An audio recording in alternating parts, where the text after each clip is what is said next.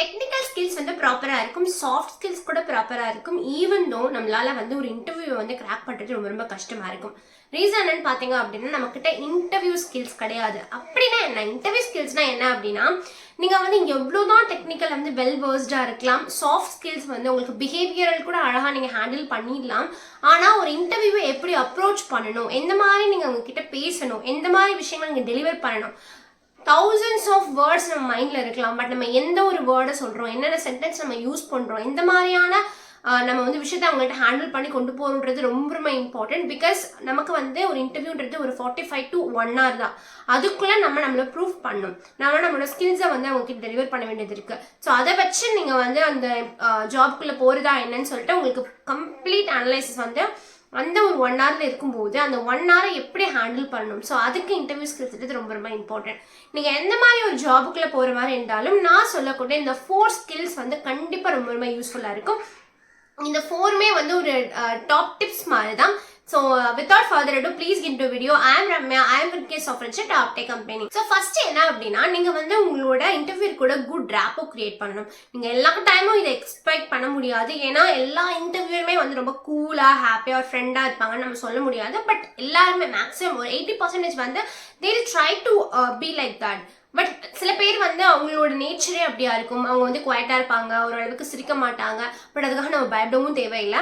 But அவங்க கிட்ட ஒரு ரேப்போ கிரியேட் பண்ண ட்ரை பண்ணணும். அதுக்காக நீங்கள் அவங்க என்ன ப்ரோ சாப்பிட்டீங்களா அப்படின்ற அளவுக்கு நான் ஒரு ரேப்போ கிரியேட் பண்ண சொல்லலை. பட் நீங்கள் வந்து ஒரு பேசுறது வந்து ஒரு வெல்கமிங்காக, ரொம்ப ரெஸ்பெக்ட்ஃபுல்லாக, ஒரு ஸ்மைலிங்கோட பேசுறது வந்து கண்டிப்பாக இம்பார்ட்டன்ட். இதுதான் ஃபர்ஸ்ட் ஸ்டெப். இது வந்து ஒரு டிப் கிடையாது, இது வந்து ஒரு ப்ரீ ரெக்வெஸ்ட் மாதிரி. நீங்கள் வந்து உங்களோட கெஸ்ட்டு வந்து ரொம்ப வார்ம் வெல்கமாக இருந்தால் மட்டும்தான் அவங்களுக்கு வந்து கம்ஃபர்டபுள் கொடுக்க முடியும். ஸோ அதுதான் ஃபர்ஸ்ட் திங். ஸோ இதில் டாப் மோஸ்ட் டிப் என்னன்னு பார்த்தீங்க அப்படின்னா, tell a good story.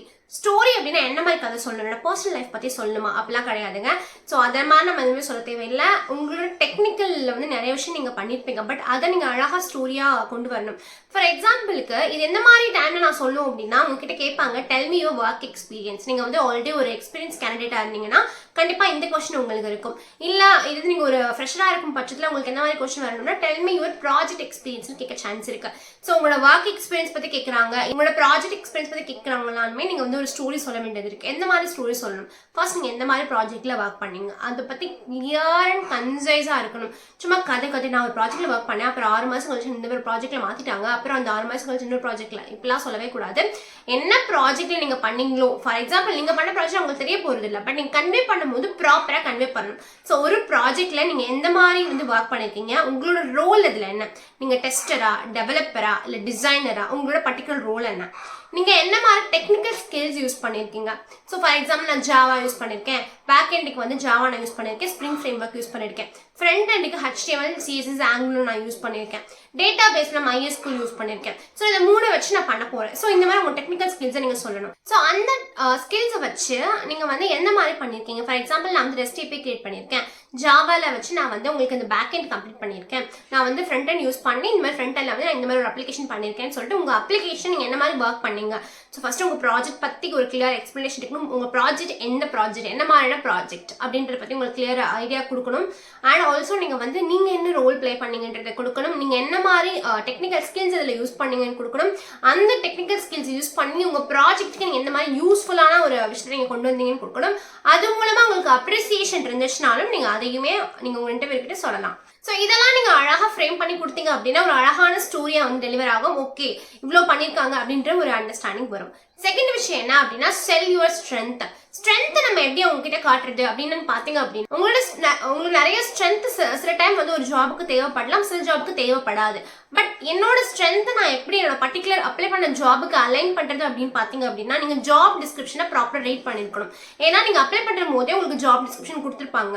But நீங்கள் டெய்லி ஒரு 100+ ஜாப்ஸ் நான் அப்ளை பண்ணிட்டே இருக்கேன், எந்த ஜாபுக்கு அப்ளை பண்ணணும்னு தெரியல அப்படின்னா, உங்களுக்கு இன்டர்வியூ மெயில் வரணும் பார்த்தீங்களா, அப்போ 4 இன்டர்வியூன்னு சொல்லிட்டு கம்பெனிலேருந்து கேட்குறாங்க அப்படின்னா, நீங்கள் நாக்ரிலையோ லிங்க்டின்லையோ நீங்கள் எந்த ரோலுக்கு நீங்கள் அப்ளை பண்ணீங்களோ, இல்லை எக்ஸாம்பிள் அவங்க என்ன ஜாப் டிஸ்கிரிப்ஷன் கொடுக்குறாங்களோ அதை கூகுளில் போட்டிங்கனாவே உங்களுக்கு ப்ராப்பராக வந்து இந்தந்த ஒரு பர்டிகுலர் ரோலுக்கு என்னென்ன மாதிரி எக்ஸ்பெக்டேஷன்ஸ் இருக்குன்றதை கண்டிப்பாக கொடுத்துருவாங்க.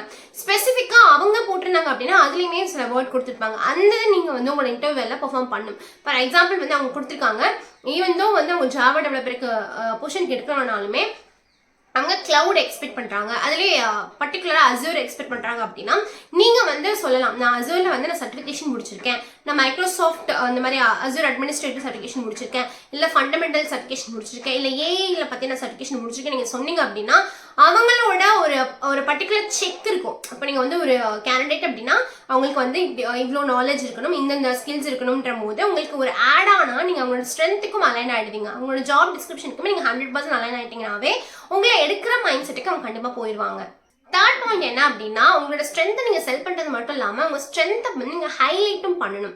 நீங்கள் வந்து உங்களோட throughout your experience, work எக்ஸ்பீரியன்ஸ்லையோ இல்லை நீங்கள் பண்ணதை வச்சோம் நீங்கள் அந்த ஸ்ட்ரென்த் வந்து எனக்கு எங்கெல்லாம் யூஸ் ஆயிருக்கு அப்படின்றத நீங்கள் அவங்களுக்கு ஹைலைட் பண்ணணும். அப்போ தான் ஓகே நீங்கள் அந்த ஒரு பர்டிகுலர் இதுக்கு நீங்கள் அலைன் ஆவீங்க, நீங்கள் பர்டிகுலர் பொசிஷனுக்கு நீங்கள் வந்து ப்ராப்பராக இருப்பீங்கன்னு சொல்லிட்டு அவங்களுக்கு ஒரு நம்பிக்கை வரும். ஒரு 100 பீப்புள்ஸ் 100 கேண்டிடேட்ஸ் ஒரு காம்படிஷன் இருக்கிற இடத்துல why should I hire you அப்படின்ற கொஸ்டின் கண்டிப்பாக வரும். ஸோ அந்த டைமில் நம்ம வந்து அவங்களுக்கு நான் அந்த பொசிஷனுக்கு எவ்வளோ இம்பார்ட்டன்ட், என்னோட 11 ஸ்கில்ஸ் அந்த பொசிஷனை எவ்வளோ தூரத்துக்கு நான் கொண்டு போகுது அப்படின்ற எல்லா விஷயமுமே நீங்கள் கொண்டு வரணும். அண்ட் ஆல்சோ இப்போ இருக்க டெக்னாலஜிஸை நீங்கள் வந்து கண்டிப்பாக ரொம்ப லேர்ன் பண்ணிக்க வேண்டியது இருக்குங்க. அதில் வந்து ப்ரீரிக்வசைட்ஸ் நீங்கள் எந்த சைட்லேருந்து வந்தாலும் ப்ரீரிக்வசைட் ஆகிட்டு கிளவுட் பற்றி நாலேஜ் இருக்கணும், டேட்டா பேஸ் பற்றி நாலேஜ் இருக்கணும். இது ரெண்டெல்லாம் வந்து ரொம்ப மேண்டரி ஆகி போச்சு.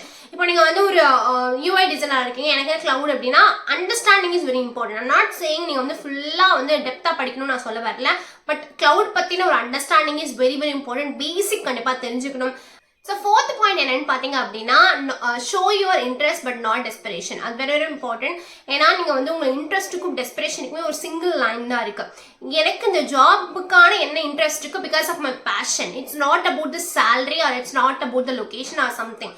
எனக்கு இந்த ஜாப் கண்டிப்பாக வேணும், இந்த ஜாப் இல்லைன்னா எனக்கு வாழ்க்கையே இல்லைன்ற மாதிரி நீங்கள் டெஸ்பிரேஷன் நீங்கள் காட்டக்கூடாது. பட் இந்த ஜாப்ன்றது வந்து நான் அந்த ஜாபுக்கு போனால் என்னால் இந்த கம்பெனிக்கு என்ன யூஸ் ஆகும், ஈவன் தான் உங்களோட தாட் அந்த மாதிரி இல்லாட்டினாலும் யூ ஷுட் டெலிவர் தேட் வே.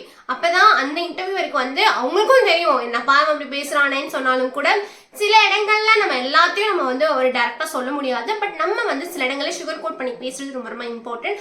அப்பதான் இன்டர்வியூவர் டைம்லயுமே நம்ம வந்து அட்ராக்ட் பண்ண முடியும். அண்ட் ஃபைனல் டிப் என்னன்னு பார்த்தீங்க அப்படின்னா எப்பயுமே உங்கள் இன்டர்வியூ வந்து உங்களுக்காக 1 hour ஸ்பெண்ட் பண்ணியிருக்காங்க. ஈவன் தோ அவங்களோட அது ஜாபாக இருந்தாலும் கூட உங்களுக்காக சம்டைம்ஸ் ரொம்ப அழகாக ஹேண்டில் பண்ணியிருப்பாங்க.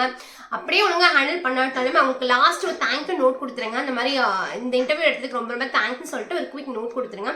இதெல்லாம் நீங்கள் ஃபாலோ பண்ணீங்கன்னாவே வந்து ஒரு இன்டர்வியூ ஸ்கில்ஸ் அப்படின்றது உங்களுக்கு ஈஸியாக வந்துடும். 1 or 2 இன்டர்வியூஸில் வந்து உங்களுக்கு கஷ்டமாக இருக்கும், பட் போக போக போக வந்து ரொம்ப ஈஸியாக ஆகிடும்.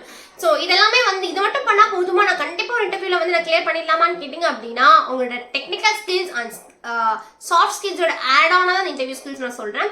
டெக்னிக்கலில் நீங்கள் கண்டிப்பாக ஸ்ட்ராங்காக இருக்கணும். ஈவன் தோ டெக்னிக்கல் சம்டைம் நான் ரொம்ப ஸ்ட்ராங்காக இருந்தாலும் கூட எப்படி அப்ரோச் பண்ண தெரியாதுன்னு உங்களுக்கு இந்த வீடியோ வந்து ரொம்ப ரொம்ப ஹெல்ப்ஃபுல்லாக இருக்கும் நான் நம்புறேன். ஸோ இந்த மாதிரி மோர் யூஸ்ஃபுல் டெக்னிக் நம்ம கண்டிப்பாக ஃபாலோ பண்ணுங்க. Until then by.